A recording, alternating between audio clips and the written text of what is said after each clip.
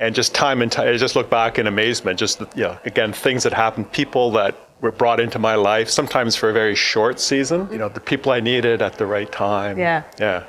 Yeah. And to remember that, like, God cares about those details of our lives too, right? It's not just the spiritual stuff. It's the practical, like right now. Yes. Excellent point. Yeah. God's really involved.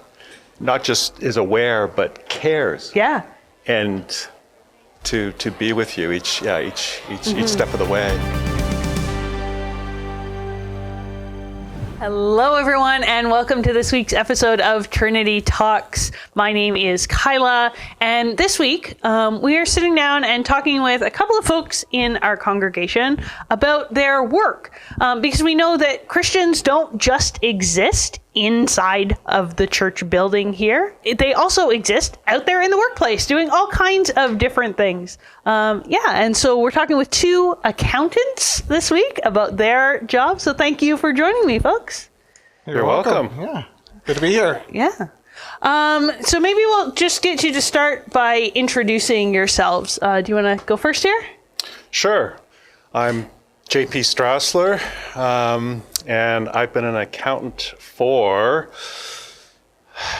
30 years. Okay. And I've been at Trinity for just about 2.5 years. Okay. And really excited to be here this morning. Okay, great. Yeah, so my name is Aaron Marr. I've been an accountant for, almost 30 years as well. Okay. And Trinity for a couple of years now. Okay. So, yeah. Oh, great. Yeah. So what prompted you to want to work in accounting? Maybe we'll start over here again with you, JP. Why be an accountant? For me, I guess a couple of reasons. First of all, coming out of university, I wasn't sure exactly what I wanted to do career-wise. Knew it would be business-related. And since business really boils down to numbers, I thought an accounting designation would serve me well. Sure. Also, most of my friends were doing it, so Okay. and Peer pressure. well, it was sort of neat how my graduating class at university, most of us all ended up at the same CA firm. Okay, cool. So one day we're university students, and then a couple months later we're kind of together, but in suits and Okay. in a professional environment, which was funny. And I guess probably also my mom. She always said I'd be a good accountant because I'm an analytical thinker. Okay, yeah. And she would quite often say, she'd comment how I like to take things apart. Okay, yes. And it's funny how at that point in time, because I'm a forensic accountant, that little did she know that eventually I would become a forensic accountant, which essentially involves taking apart numbers. Okay. And looking behind them and figuring things out. So, okay. Yeah. That's cool. Yeah. What about for you, Aaron? Yeah, and I mean, who wouldn't want to be an accountant? Sure. Really? I mean, that sounds really interesting, actually. Yeah, I think we're selling it well here, right? Yeah. I think enrollment in accounting is declining, actually, so we have to do our part here. Yes. A lot of it comes, a few things. I mean, numbers, you mentioned, I've always loved numbers. I would say it's a bit of a misconception that accounting and math are kind of hand in hand, but I loved math. Okay. And that's what I went to university for. I did a math degree at Waterloo. But also I chose to do accounting sort of as a minor. Sure. That's what led to my co-op work terms. One thing leads to another, get a good job, and here I am. But also, again, I had a parental influence as well. My father's an accountant, so that, I had heard about it and, all that kind of thing as well. So, that's kind of what led me into the field. And, I enjoy it. Lots of different, experience lots of different businesses. And, sure. Like JP says, a lot of it, every business comes down to numbers at the bottom, right? So it's interesting field, is for sure. Yeah, for sure. So maybe before we go any further, we've sort of just said accounting and talked and kind of have a general assumption that people know what that means, but maybe they don't know what that means. Yeah. So like, what does a typical work day or work week look like for you? Yeah, I mean, well, obviously you're going to get two very different answers here. And that's, one of the interesting things is, you can go lots of different directions. So for me, I work for, I'm going to say a big grocery retailer. Okay. The name might slip out, and I just don't want people coming to me and complaining about the quality of their produce if I name the company, but or the prices. Exactly. Well, we won't go there yet, right? But we might go there. So again, I'm responsible for making sure we report accurate financial numbers, and it's a very big company, billions of dollars in revenues and tens of thousands of products, all that kind of thing. So it's, we're making sure we report accurate numbers all the time. So that our business, we can make good decisions. So it's either, for me, it's reporting on historical numbers and then making projections for the future. Okay. And that's what we do. And that's what, as an accountant, that's a traditional accounting role. JP will probably talk about something very different. Sure. I think we both started in the public accounting world, which is, you come out of school, you go into a CA firm, and you're doing auditing, tax, all the traditional stuff.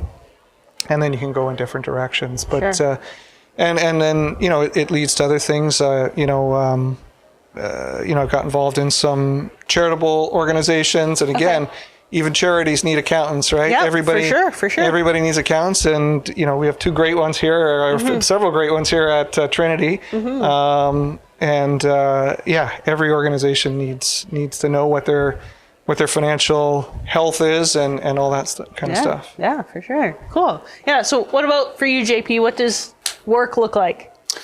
What does work look like? Well, every day is different. Sure. So by way of background, I'm a forensic accountant. So what that is, I would describe as sort of a hybrid between a financial accountant, an auditor, and an investigator. Okay. So the types of engagements I get brought into involve typically financial disputes. Okay. Partner disputes, matrimonial disputes, hidden income, hidden assets. Okay. Financial fraud, usually in a workplace investigation situation, employee dishonesty, and also just a general loss quantification. Okay. Commercial insurance claims, a business has a fire, a flood, a theft. They're closed for weeks or months, and their insurance policy covers them for lost income, so that has to be quantified, which involves sort of crystal ball gazing. What would the business have earned had the incident not happened? Right. So projections and things like that. So that's what I do. I knew very early on when I was, as Aaron mentioned, starting off in a public accounting firm, the traditional areas there, audits and doing tax returns. I knew very early on. That's not where you wanted to be? That's not what I wanted to do. And I think my work level and my performance reviews clearly reflected that. Okay.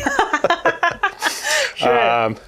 But I was fortunate that at the time, forensic accounting was just becoming established as a specialty area. Okay.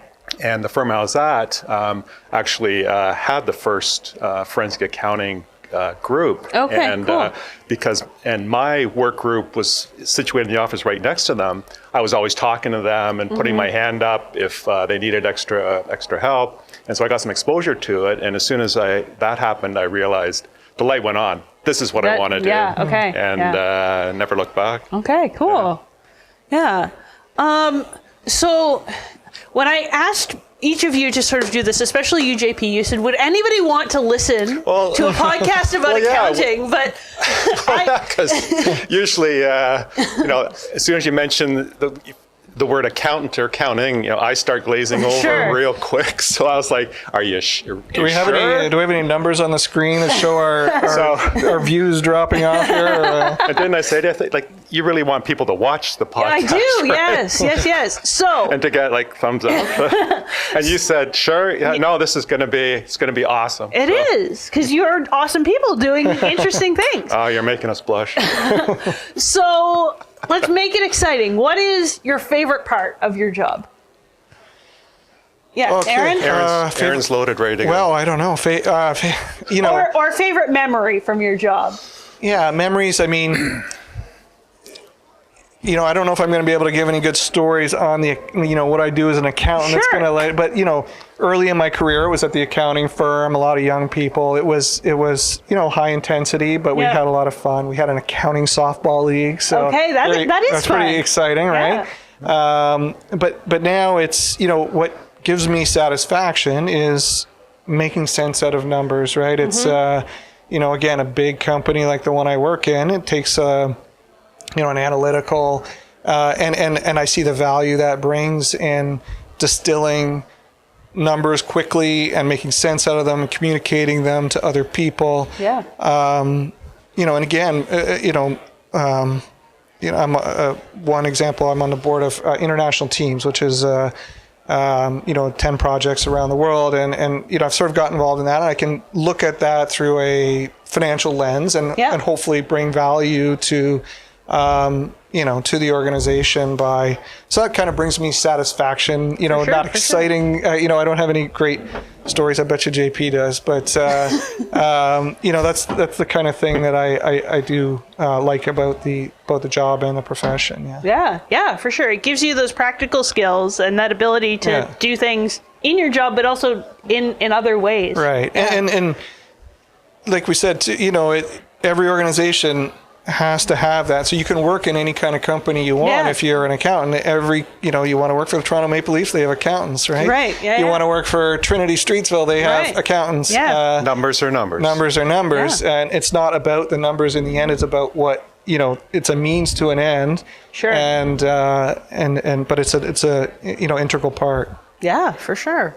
Yeah. What about for you? Any favorite parts of your job or favorite memories? Yeah, absolutely. I'm the kind of person that I get bored really easily. Okay. So what I love about being a forensic accountant is the variety of work and the challenge of it. In terms of the variety, like every assignment is different.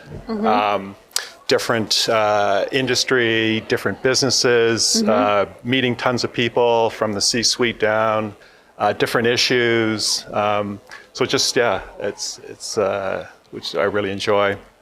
And then on the challenging side, it's because each assignment's different. There's no script to follow that you can just sort of copy and paste, and you have to figure out a game plan each time.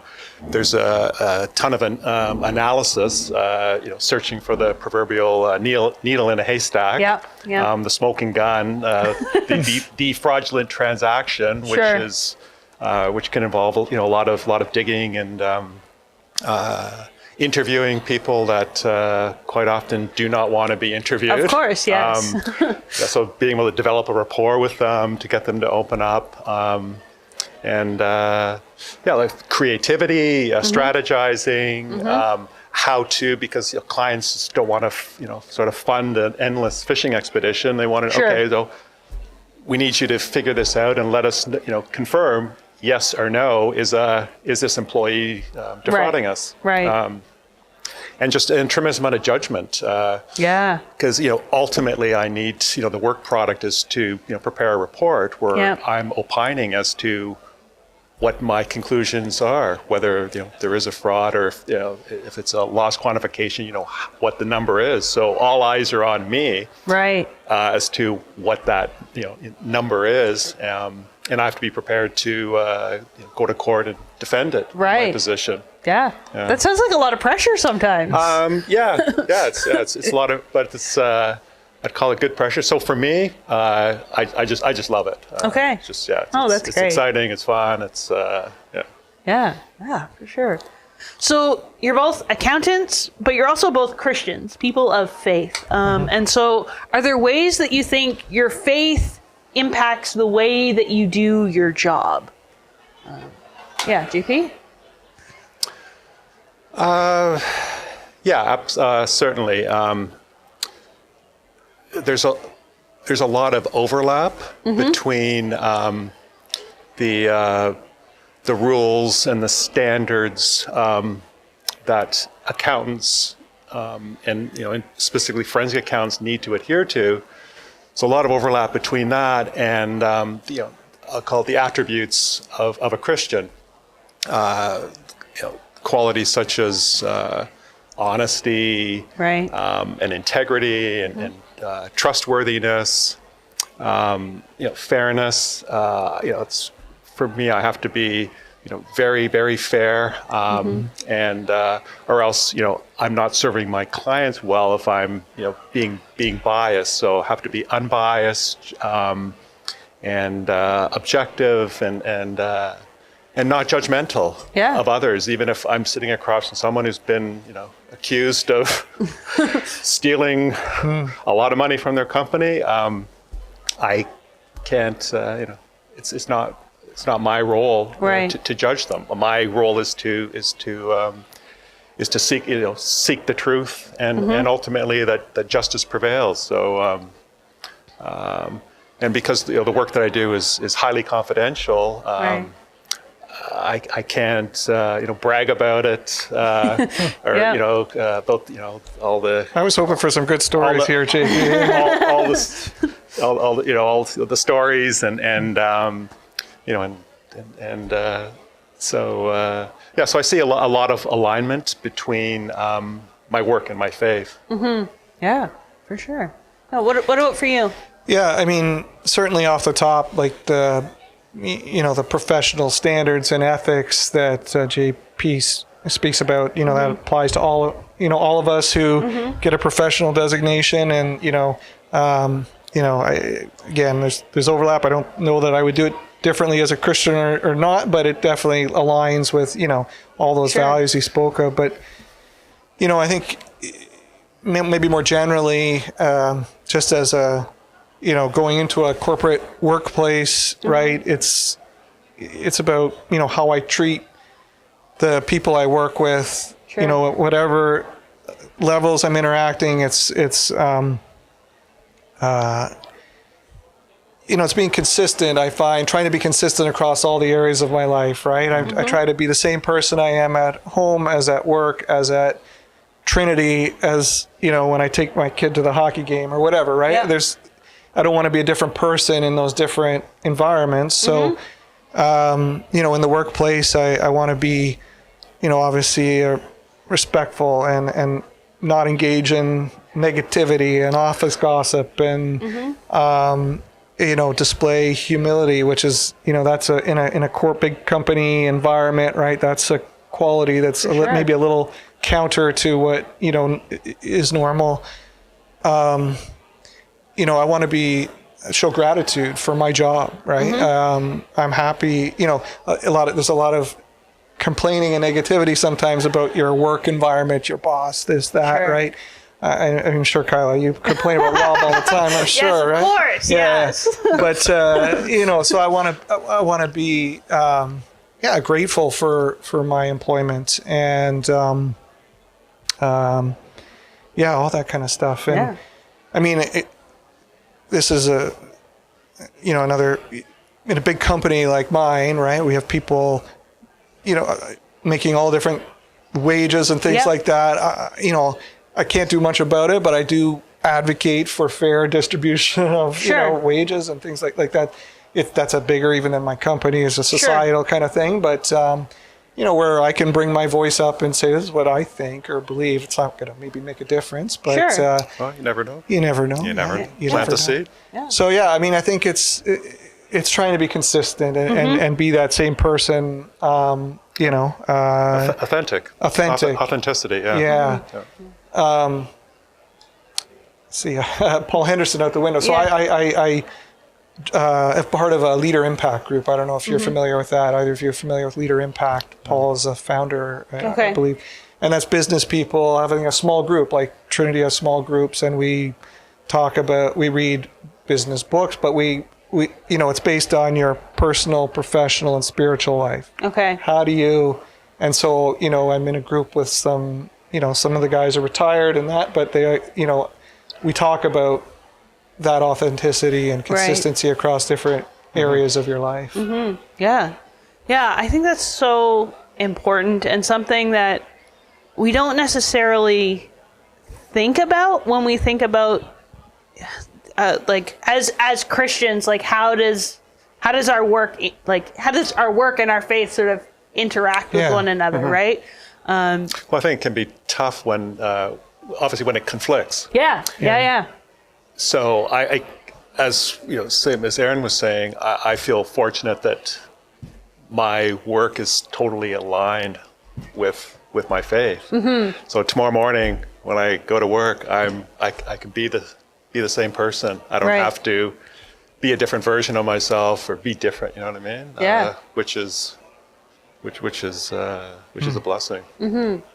Yeah, and something that I don't think people would necessarily think about. Not that people think. I don't think people think about business in any particular way, but they don't necessarily stop to think, oh, if I'm going into this career, like it aligns well with my faith, right? Right, because some careers, to be successful, you need to act in a certain way and have certain goals and values that can certainly be at conflict with Christian values. For sure, yeah. What about challenges? Are there any ways that your work creates challenges in your life, and does it create challenges for your faith specifically? Sorry. Yeah, go ahead. I mean, work in general takes up a huge chunk of our lives, of course, right? Yeah. So it's, sometimes it's maintaining that balance, right? The classic work-life balance, right? Yep. So are you giving too much of your life to your work and then not balancing it out with, the other parts? Mm-hmm. How does my profession challenge or my work challenge my faith? I was really challenged.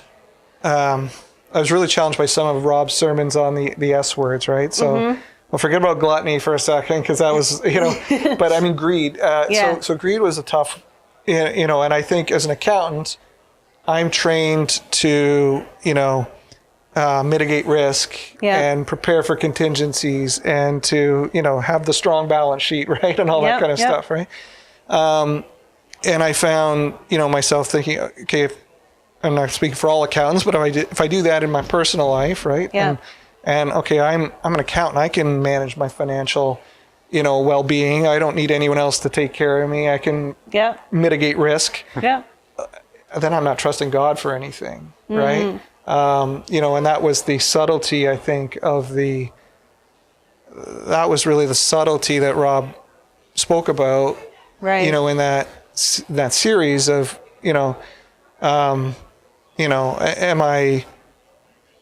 have I left room for God in my, and again, as an accountant, I feel like, okay, I can manage this. I can do it, right? Sure. I know how to handle my finances, but that's not trusting God with a portion of it. So that's a challenge for me. That was a big challenge for me, actually. Mm-hmm. Over to you, JP. For me, I guess two things. First of all, being a forensic accountant and also having my own practice just amplifies the time pressures. So as a forensic accountant, because the assignments are all one-offs, so there's absolutely zero predictability to when an assignment's going to come in, how big it's going to be, and therefore the resources that will need to be wrapped around it, the urgency of it. Yeah. Sometimes you get a call, say, okay, we need you to be somewhere in basically 2 hours Right. in a boardroom downtown because things are happening tonight. Right. And the bell rings, and so it can be just tough to manage at times, and avoid working the crazy hours. But that's just sort of part of the gig, I'll call it. And Sure. I've been fortunate that it's been able to just strike a pretty healthy work-life balance. Yeah. Cool. So are there ways that you think that your work has impacted your faith? So we talked about, how your faith impacts the way that you do your job, but are there ways that you think your job and the doing of that has taught you things about God or has shaped your faith in a particular way? Yeah. Do you want to jump in, JP? Want me to go first? Yeah. Actually, for me, it's not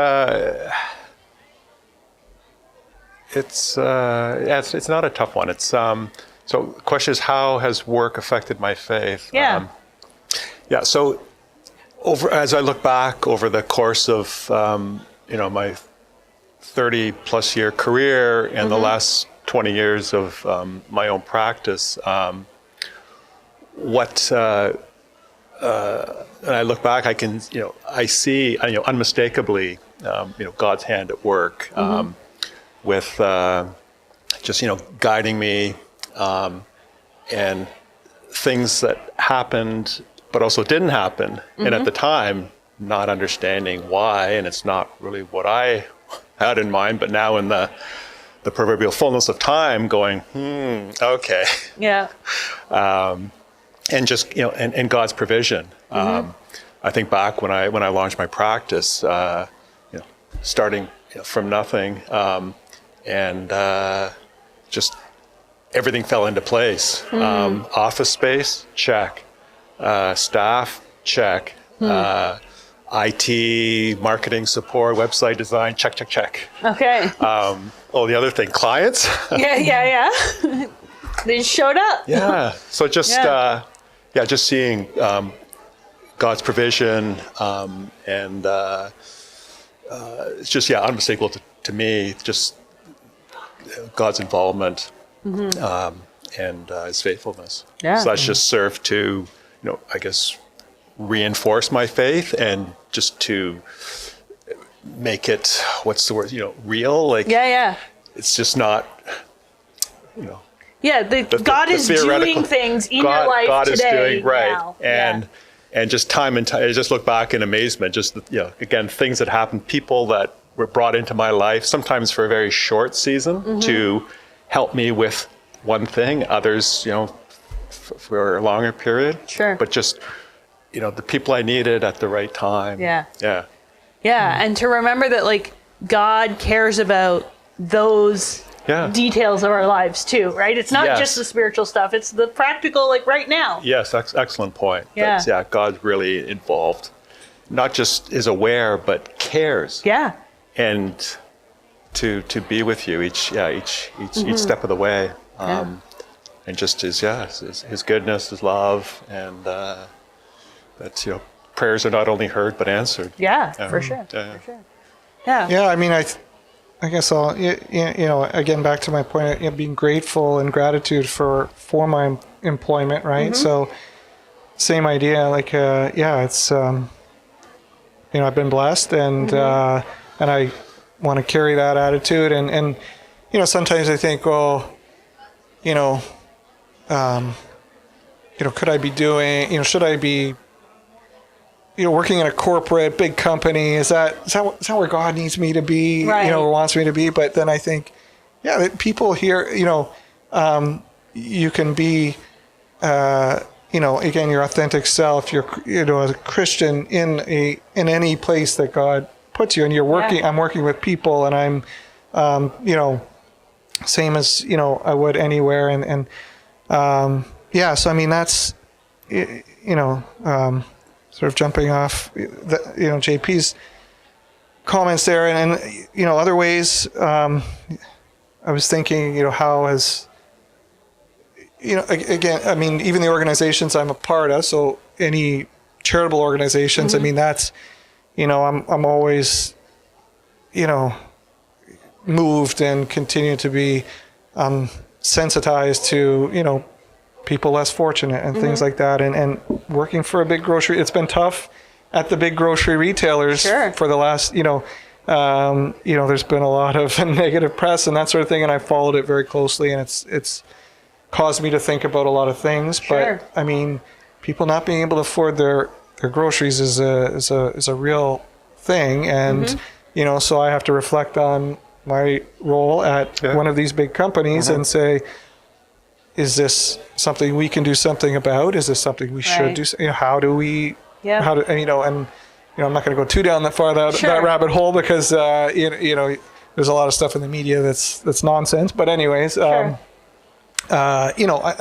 still, it touches me that people can't afford to buy food, right? So anyways, that's just very specific to, things in my own organization. And again, any charitable organizations I've been a part of that have, not necessarily as an accountant, but I do think about, these kind of things from a financial lens. And for sure. I think, like, in my own life, I've been fortunate, I guess is the right word, that most of my jobs have been in ministry settings, for churches or other sort of faith-based organizations.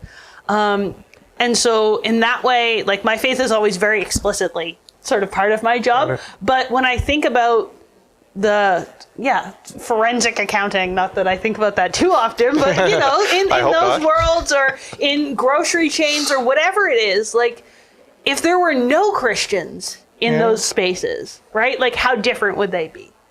Right? And maybe it doesn't make it, maybe you can't fix corporate culture. Maybe you can't fix the big high level policies, but you're impacting the culture of the office space in which you work, right?